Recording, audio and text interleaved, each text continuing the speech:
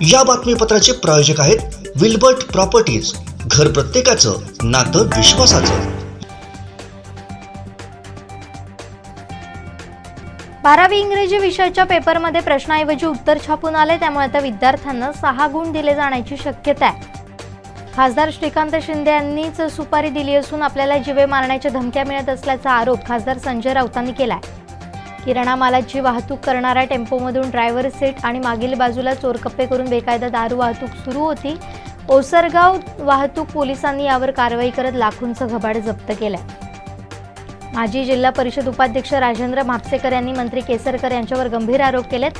बांधकामच्या अधिकाऱ्यांवर दबाव टाकून मला व्यावसायिकदृष्ट्या संपवण्याची त्यांनी सुपारी दिली असा आरोप केलाय। माजी गृहराज्यमंत्र्यांच्या होम ग्राउंडवर सत्ताधारी गटातील एका विद्यमान नगरसेवकांना मंगळवारी भरणाऱ्या आठवडा बाजारात बंदुकीचा धाक दाखवून एका युवकाला मारहाण केल्याची धक्कादायक घटना सावंतवाडीत घडली आहे। भूमी अभिलेख कार्यालय उपअधीक्षक प्रियदा साकोरे यांची नवसरणी तिठा इथं एका इसमानं गाडी अडवत शिवीगाळ करून बघून घेतो अशी धमकी दिल्याची घटना सावंतवाडीत घडली आहे। याबाबत तक्रार दाखल करण्यात आली आहे। 12वी कोकण बोर्डाच्या परीक्षेला सुरुवात झाली आहे। सिंधुदुर्गातील 8 तालुक्यातील 23 केंद्रावर 9044 विद्यार्थी परीक्षेस प्रविष्ट झालेत। अतिशय कडक बंदोबस्तात ही परीक्षा सुरू झाली आहे। व्हेरेनियम क्लाउड ॲडमिशन आणि सिक्युअर क्रेडेन्शियलच्या वतीनं कुडा MIDC मध्ये भव्य रोजगार मेळाव्याला जोरदार सुरुवात झाली। नामवंत कंपन्यांनी गुणात्मक पातळीवर तात्काळ नोकरी देत युवकांना एक चांगली संधी उपलब्ध करून दिली आहे।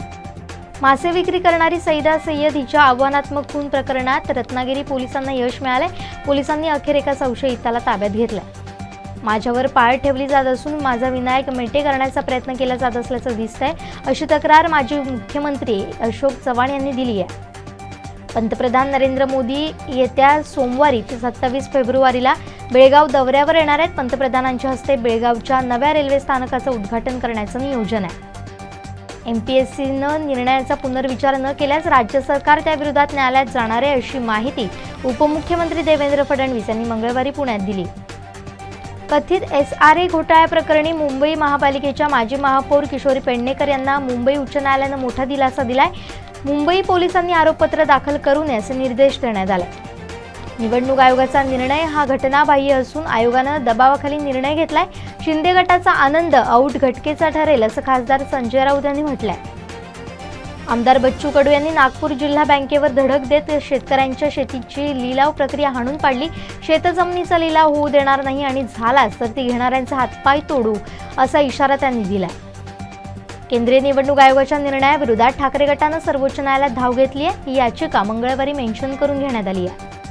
हवामान बदलाच्या बाबतीत जगातील सर्वात धोकादायक 50 राज्यांमध्ये भारतातील 9 राज्यांचा समावेश आहे। यात महाराष्ट्राचा देखील समावेश आहे। लाईव्ह कार्यक्रमात एक चाहता सोनू निगम यांना भेटण्यासाठी थेट मंचावर घुसला। सोनू निगमच्या सहाय्यकांना त्याला अडवण्याचा प्रयत्न केला। या धक्काबुक्कीत सोनू निगमच्या असिस्टंटला किरकोळ दुखापत झाली।